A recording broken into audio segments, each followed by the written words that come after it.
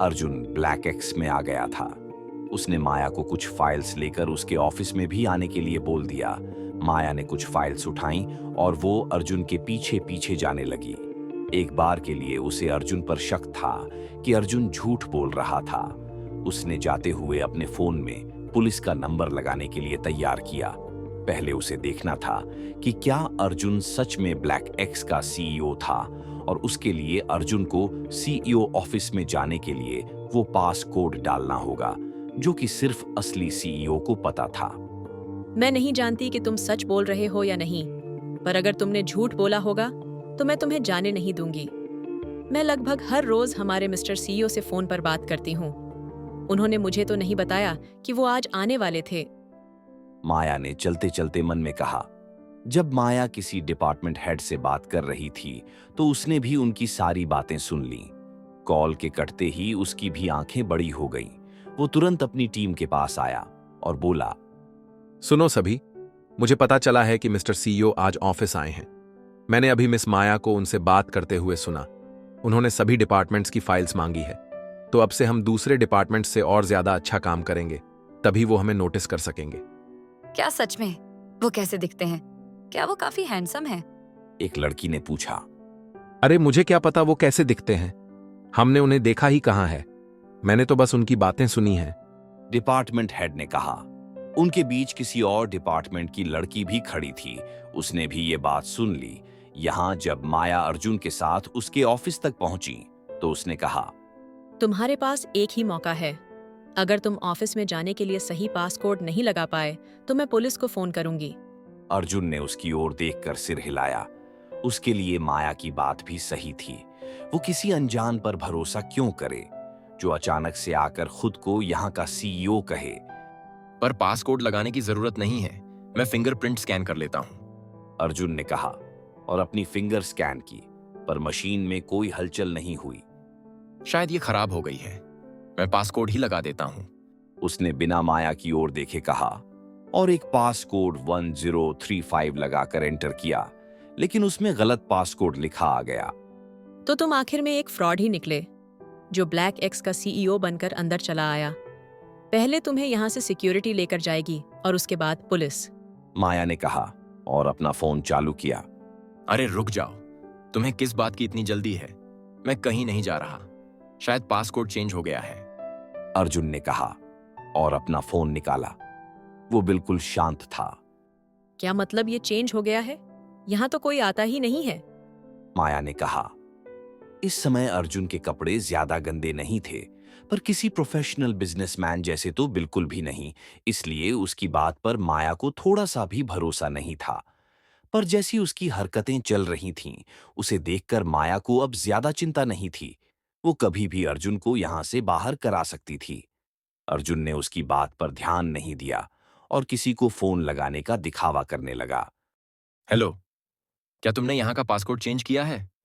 क्योंकि वो पहले वाला तो काम नहीं कर रहा। उसने कहा तो उधर से शक्ति की आवाज आई। हाँ, कुछ दिनों से उसके सिस्टम में दिक्कत हो रही थी, इसलिए उसे चेंज करना पड़ा, और इसी की वजह से अभी फिंगरप्रिंट भी स्कैन नहीं होगी। 5135 ये नया पासकोड है। हम तुम्हें इसके बारे में बताना भूल गए थे। माया उसकी बचकानी हरकतों को देख रही थी। अगर तुम्हारा हो गया हो तो क्या अब मैं सिक्योरिटी को बुला लूं? माया ने पूछा, पर तभी अर्जुन ने नया पासकोड लगाकर ऑफिस खोल दिया। अब जाकर माया को यकीन हुआ कि अर्जुन ही वो था जिसने ब्लैक एक्स की शुरुआत की थी। उसके चेहरे की शिकन एक मुस्कान में बदल गई। इधर नीचे पूरी बिल्डिंग में ये बात आग की तरह फैल गई कि आज अर्जुन ऑफिस आया है।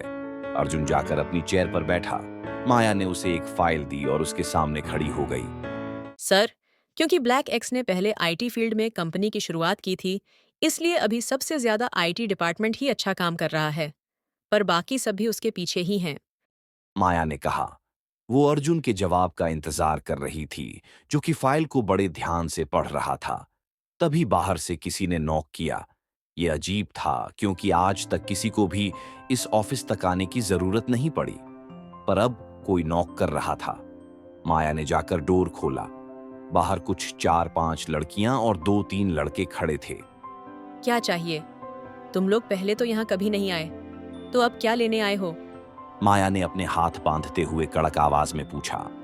वो मैम, पहले सर यहाँ नहीं थे, तो फाइल साइन कराने के लिए उन्हें मेल करना होता था, पर अब तो वो यहीं है, इसलिए सीधा उनसे ही साइन करा लेते हैं। एक लड़की ने अपने हाथ में पकड़ी फाइल दिखाते हुए कहा। हाँ, समझ गई मैं तुम्हारा मतलब। लेकिन लड़कियों का रीजन तो एक बार के लिए वैलिड है, पर तुम लड़कों को उनसे क्या चाहिए? माया ने फिर से पूछा। वो हम तो बस ऐसे ही अपनी सैलरी और छुट्टी के बारे में बात करने आए थे। लड़के ने जवाब दिया। उसके लिए पहले तुम्हें मुझसे बात करनी होगी, फिर ये तय करना मेरा काम है कि तुम्हारी बात उन तक जानी चाहिए या नहीं। जाओ सब लोग यहाँ से। माया ने थोड़ा बॉसी अंदाज में कहा। पहले तो सबने अंदर देखने की कोशिश की, पर उसके बाद सब वापस चले गए। माया भी वापस अर्जुन के सामने आकर खड़ी हो गई। अच्छा है, ब्लैक एक्स किसी एक ही चीज पर फोकस नहीं करती, सभी डिपार्टमेंट सही हैं। पर क्या अभी हमारे पास गेम डेवलपमेंट के लिए कोई डिपार्टमेंट नहीं है? अर्जुन ने पूछा। नहीं सर, अभी तक तो नहीं है, पर आप कहो तो मैं इसके लिए भी एक डिपार्टमेंट बनाकर लोगों को हायर कर सकती हूँ। माया ने जवाब दिया। रहने दो, मेरे पास इसके लिए कुछ लोग हैं। अर्जुन ने कहा। और सर, क्योंकि अब आप यहाँ आ गए हैं, तो क्या मैं आपके लिए एक सेक्रेटरी अरेंज करूं? माया ने पूछा, तो अर्जुन थोड़ा सोचकर बोला। उसके लिए अभी रुक जाओ। माया वहां से चली गई। पूरे ऑफिस के बाद कुछ ही घंटों में अब ये बात वहां से बाहर चली गई कि आज ब्लैक एक्स के सीईओ ऑफिस में थे, इसलिए उनसे मिलने और बात करने के लिए कई लोग आने लगे। देखिए, मेरा उनसे मिलना जरूरी है। अरे भाई, आप लोग धक्का क्यों दे रहे हो? एक आदमी ने कहा। प्लीज मुझे जाने दीजिए, मैं महेंद्र इंटरप्राइजेस से आया हूँ। दूसरे आदमी ने कहा। एक बार मुझे उनसे मिलने दीजिए, मेरे पास एक प्रपोजल आइडिया है जो कि मिस्टर सीईओ को पसंद आएगा। एक और आदमी ने कहा। देखिए, आप सब हमारी बात सुनिए। मिस्टर सीईओ आज ही आए हैं, इसलिए आप में से कोई भी उनसे अभी नहीं मिल सकता। रिसेप्शनिस्ट ने कहा। उन सबको संभालना मुश्किल हो रहा था, इसलिए माया ने अर्जुन को कॉल लगाई। हेलो सर, यहाँ काफी ज्यादा लोग आपसे मिलना चाहते हैं।